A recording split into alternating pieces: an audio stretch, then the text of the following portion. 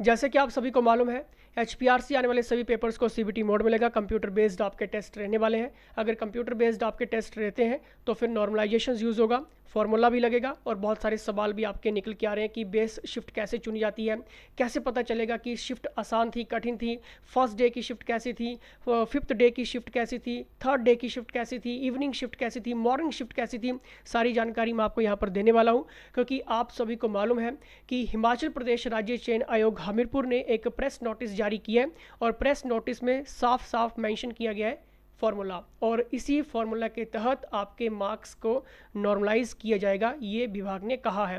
कैसे यूज़ होगा वो मैं आपको सारी जानकारी यहाँ पर देने वाला हूँ, क्योंकि ये जो फॉर्मूला है, अभी गुजरात में एक पेपर हुआ है जेई का, उसमें भी सेम फार्मूला यूज़ हुआ है। राजस्थान में कुछ पेपर सीबीटी मोड में हो रहे हैं तो सेम फार्मूला यूज़ हो रहा है। हरियाणा में भी सेम फार्मूला हमें देखने को मिल रहा है, लेकिन एसएससी का थोड़ा सा चेंज रहता है। बैंकिंग, पीओ, आईबीपीएस के जितने भी एग्ज़ाम है उसमें भी फार्मूला जो है वो चेंज रहता है।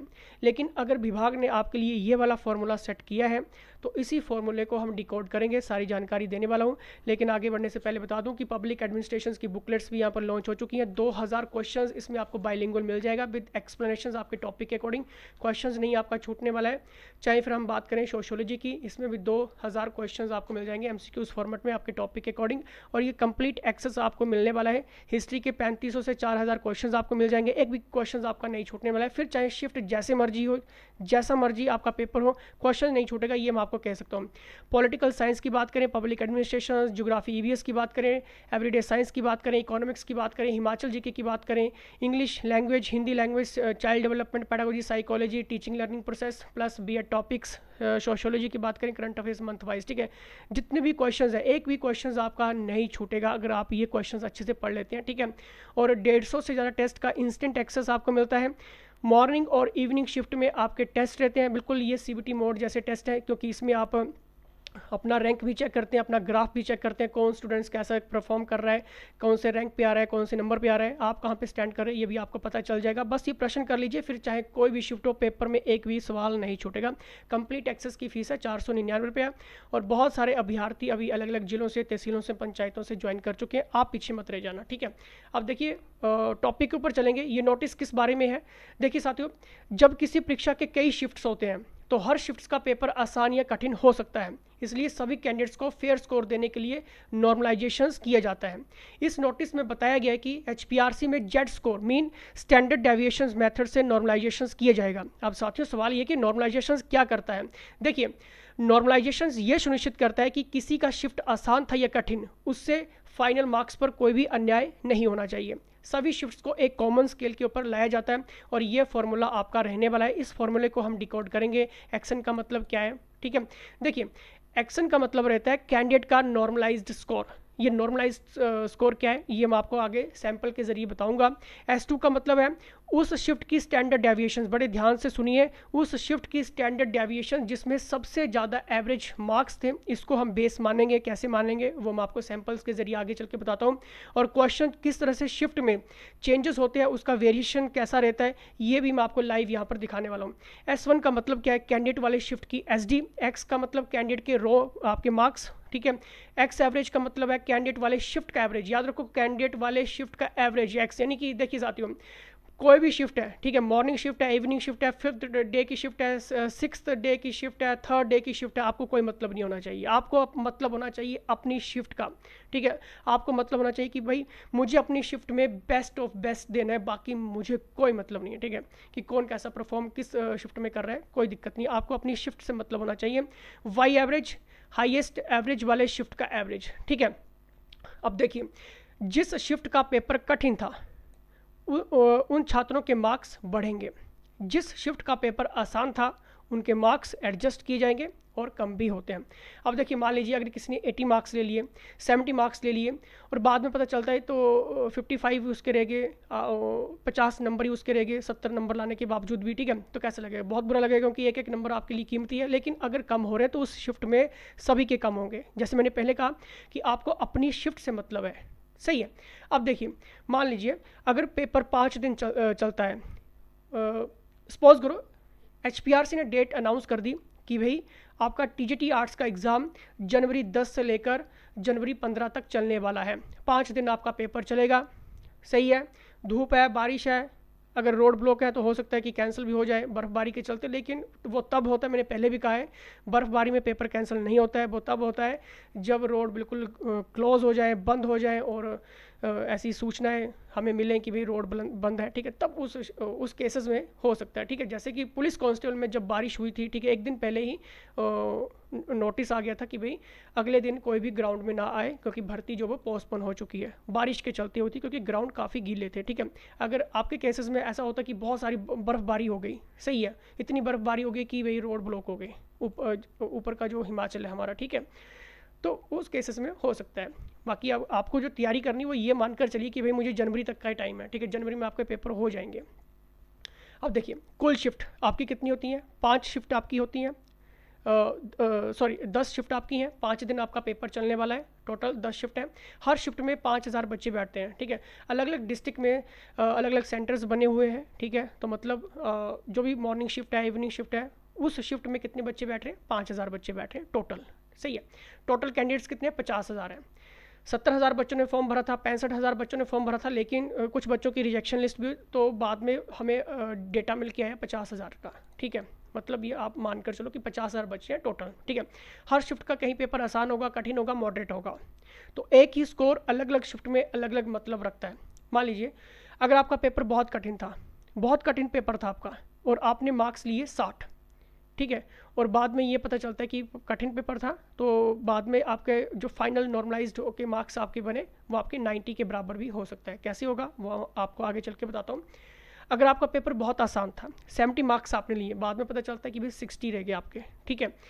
इसलिए सभी शिफ्ट को एक ही स्केल पर लाना जरूरी है, इसी को कहते हैं हम नॉर्मलाइजेशंस, ठीक है। अब ये कैसे चुनी जाती है, ये बेस शिफ्ट कैसे होता है, जो हमने अभी ऊपर डिस्कस किया कि बेस आपकी शिफ्ट होगी, ठीक है। देखिए बेस शिफ्ट कैसे चुनी जाती है, नॉर्मलाइजेशन में सबसे पहले ये फैसला होता है कि कौन सा शिफ्ट सबसे आसान था, ये पता करना होता है। अब ये कौन पता करता है, क्या ये 4-5 आदमी मिलकर बैठ के एक टेबल के ऊपर बैठ के ये डिस्कस करते हैं कि भाई कौन सा शिफ्ट का कौन सा डे का पेपर इजी था, नहीं, ऐसा नहीं होता है। ये सारा काम करेगा कंप्यूटर, ये सारा काम करेगा फार्मूला, जो फार्मूला अभी हमने आपको बताया, जो विभाग ने आपको सेट किया, ठीक है, उस फार्मूला के तहत ही ये सारी चीज़ें जो भी डिसाइड होती हैं, ठीक है।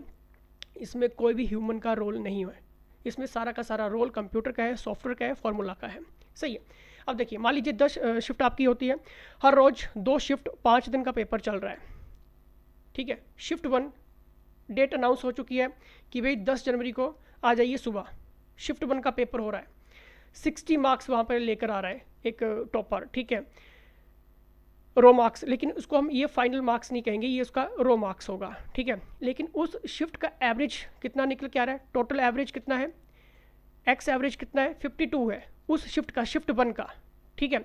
अब ये SDS1 क्या है ये मैं आपको आगे चल के बताऊंगा, 10 10 10 12 9 11 10, ठीक है। ये डेटा कहाँ से आता है ये मैं आपको बाद में बताता हूँ, ठीक है। अभी सिर्फ इतना फोकस करो। शिफ्ट 2 का पेपर होता है, 70 मार्क्स रो मार्क्स आते हैं, ठीक है, लेकिन उस शिफ्ट का एवरेज कितना है, 55 है। अब ये पूरी लिस्ट हमारे पास जितने भी शिफ्टों में पेपर हुआ, हमारे पास एक लिस्ट आ गई, तो हमें पता चलता है कि भाई देखिए शिफ्ट 4 का पेपर बहुत आसान था। अब कैसे पता चला ये बहुत आसान था, क्योंकि उस शिफ्ट का एवरेज स्कोर कितना है, सभी शिफ्टों के मुकाबले ज़्यादा है, यानी कि 68 है। इसलिए हमने वहाँ पर डिसाइड कर दिया कि भाई ये जो शिफ्ट थी बहुत आसान थी। हो सकता है कि उसमें सारे के सारे बच्चे बहुत इंटेलिजेंट हो, ठीक है, बहुत अच्छी उनकी परफॉर्मेंस हो, मतलब ऐसा मान लीजिए, ठीक है, कि 5000 बच्चे जो थे, ठीक है, वो सारे के सारे बहुत अच्छे थे, टॉपर्स थे, मतलब उनके लिए फिर चाहे पेपर अगर टफ भी था लेकिन उन्होंने आसान बना दिया क्योंकि उसमें बिल्कुल इंटेलिजेंट पर्सन वहाँ पर बैठ गए थे, ठीक है, सपोज कर लो, ठीक है। तो हमने वहाँ पर एक डेटा निकल के आ गया 68, उस शिफ्ट का एवरेज कितना निकल के आ गया 68, क्योंकि बाकी कहीं पर भी उस शिफ्ट एवरेज जो था वो इतना नहीं था, इसलिए हमने इस शिफ्ट को 68 मान लिया, सही है। अब देखिए अब शिफ्ट 7 का भी हम डेटा लेते हैं। अब देखिए शिफ्ट 7 में क्या होता है कि सभी बच्चों में से सभी जितने भी बच्चे वहाँ पर थे, 50,000 बच्चा था, जितना भी था, ठीक है, लेकिन शिफ्ट 7 का हमें एक डेटा पता चल रहा है कि भाई देखिए शिफ्ट 7 में एक मॉर्निंग शिफ्ट में पेपर हुआ है, श्याम नाम का कोई लड़का है, ठीक है, उसने सबसे ज़्यादा मार्क्स ले लिए हैं, 75 मार्क्स उसने ले लिए हैं, ठीक है, लेकिन एवरेज उस शिफ्ट का कितना है, 65 है, ठीक है, लेकिन हम फिर भी किसको इजी शिफ्ट मान रहे हैं, 68 मान रहे हैं, क्योंकि उस शिफ्ट का एवरेज हमने लेना है 68, ठीक है, क्योंकि उसमें सभी शिफ्टों के मुकाबले 68 ये एक ऐसी शिफ्ट थी, ठीक है, जो कि हमें लग रहा है कि भाई सबसे ज़्यादा आसान था पेपर, ठीक है। लेकिन शिफ्ट इसलिए कह रहा हूँ कि पढ़ना शुरू करो, ठीक है, फिर चाहे जैसी मर्जी शिफ्ट हो, ठीक है, आपको अपनी शिफ्ट से मतलब है, ठीक है, आप इतनी मेहनत कर लो कि भाई जैसे मर्जी शिफ्ट हो, कोई भी फॉर्मूला लगे, एग्ज़ाम निकालना है, ठीक है। अब शिफ्ट 7 में जो श्याम था उसने भाई सबसे ज़्यादा मार्क्स ले लिए 75, ठीक है, जबकि कोई और ले नहीं पाया था। अब देखिए सबसे ज़्यादा एवरेज मार्क्स किस शिफ्ट के निकल के आ रहे हैं, शिफ्ट 4 के निकल के आ रहे हैं 68, ठीक है। तो यही हमारी बेस शिफ्ट होने वाली है, ये हमारी बेस शिफ्ट है, क्योंकि ये हमारी बेस शिफ्ट है, क्योंकि सबसे ज़्यादा शिफ्टों में सबसे ज़्यादा एवरेज निकल के आई है 68, इसलिए हमने इसको मान लिया कि भाई ये पेपर जो था वो आसान था, ठीक है। अब देखिए वैसे आपको इतनी लंबी कैलकुलेशन में नहीं घुसना है, आपको सिर्फ पेपर्स के ऊपर ज़्यादा फोकस करना है, बट फिर मैं थोड़ा थोड़ा बता रहा हूँ, ठीक है। देखिए वाई एवरेज बेस एवरेज यानी कि 68 हमारी निकल के आई, ठीक है, शिफ्ट 4 की, ठीक है, SD12 ये कहाँ से है वो मैं आपको आगे चल के बताऊंगा, ठीक है। अब देखिए कैंडिडेट शिफ्ट में साथ में बैठा वो डेटा बच्चा जो श्याम जिसके बारे में हमने बात की, ठीक है, भाई उसने तो 75 ले लिए हैं मार्क्स, ठीक है, सभी बच्चों में टॉप कर गया है वो, लेकिन उसकी शिफ्ट का जो एवरेज है वो 65 है, सही है, 65 एवरेज है, तो मानकर चलो कि पेपर मीडियम लेवल का होगा शायद, ठीक है, लेकिन हमने बेस लेना था, वो हमने बेस ले लिया है, सभी शिफ्टों का 68 हमें मिल चुका है, ठीक है। अब लगेगा भाई फार्मूला कंप्यूटर खुद लगाएगा, ठीक है, ह्यूमन का कोई रोल नहीं है इसमें, वो ऑटोमेटिकली सब कुछ होता है। जैसे आप पेपर सबमिट करते हैं ना, ठीक है, जैसे आप पेपर सबमिट करेंगे अपना, वहाँ पे आपका वो पूरा का पूरा डेटा फीड हो जाता है, ठीक है। अब देखिए 50,000 बच्चों के लिए यही फार्मूला हर बच्चे पर लगेगा, हर बच्चे के ऊपर ये फार्मूला लगने वाला है, कैलकुलेटर से कंप्यूटर से, ठीक है। अब देखिए शिफ्ट 1 थी, ठीक है, 60 मार्क्स लिए थे, उस शिफ्ट का एवरेज कितना था, 52 था। मैं आपको एक शिफ्ट यहाँ पर बता देता हूँ, ठीक है, शिफ्ट 1 का बता देता हूँ, ठीक है, 60 मार्क्स और उस शिफ्ट का एवरेज कितना है, 52 है, ठीक है।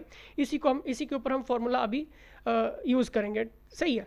अब देखिए कैसे फार्मूला, ये हमने पूरा का पूरा फार्मूला लगा दिया, ठीक है, जो फार्मूला विभाग ने आपको बताया, ठीक है। फार्मूला लगता है ये वाला, कितने मार्क्स है उसके, 60 मार्क्स थे, ठीक है, लेकिन जब ये नॉर्मलाइज्ड हुआ, ठीक है, तो उसके बन गए 77.6 मार्क्स बन गए, ठीक है।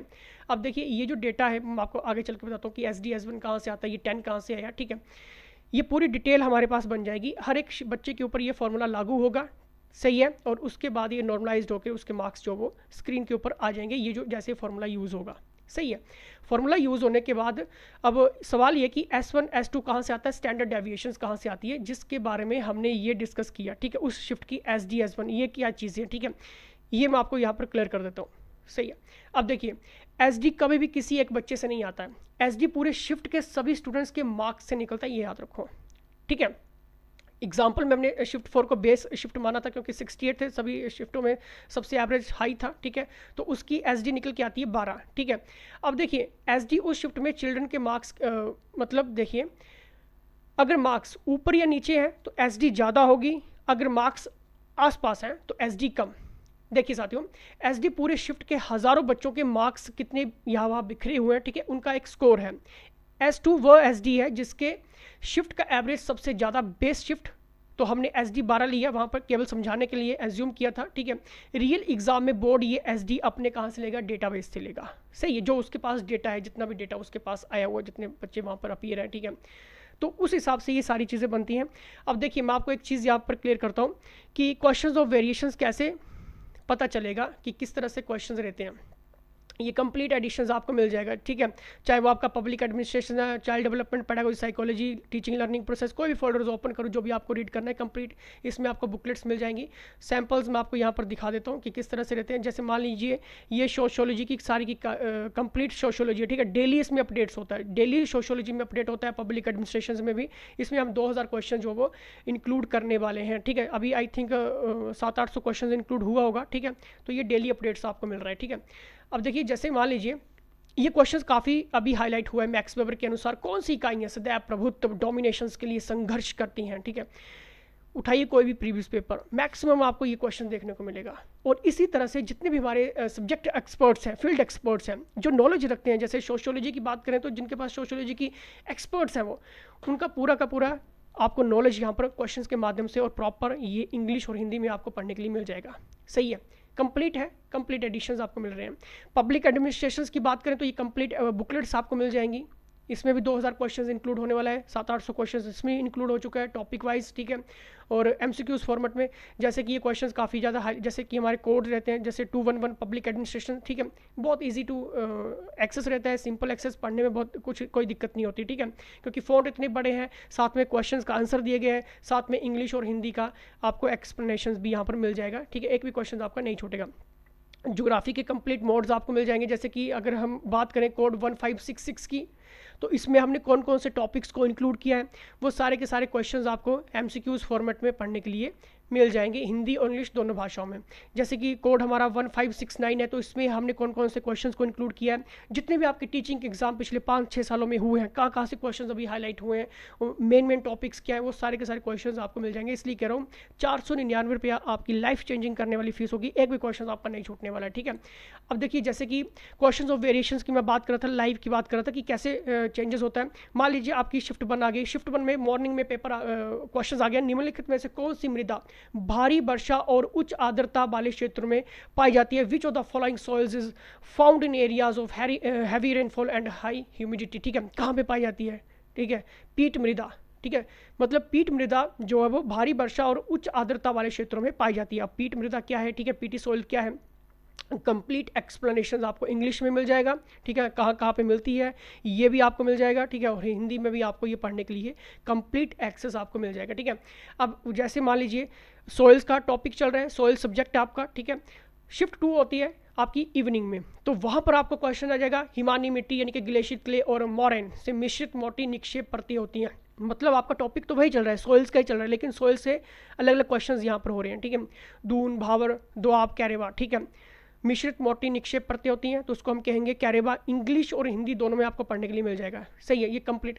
अब जैसे मान लीजिए कि सेकंड डे की शिफ्ट होती है, उसमें भी सोइल्स आपका क्वेश्चन इंक्लूड होता है, सही है।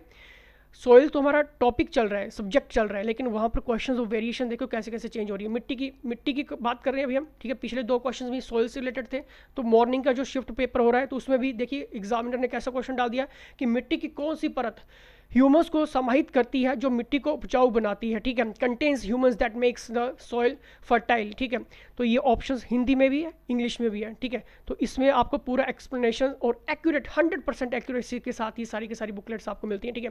कहीं पे भी आपको जाने की जरूरत नहीं है, क्योंकि बहुत सारे ऐसे अभ्यर्थी हैं जो 5-5 हज़ार यहाँ वेस्ट करके हमारे पास आ रहे हैं, ठीक है।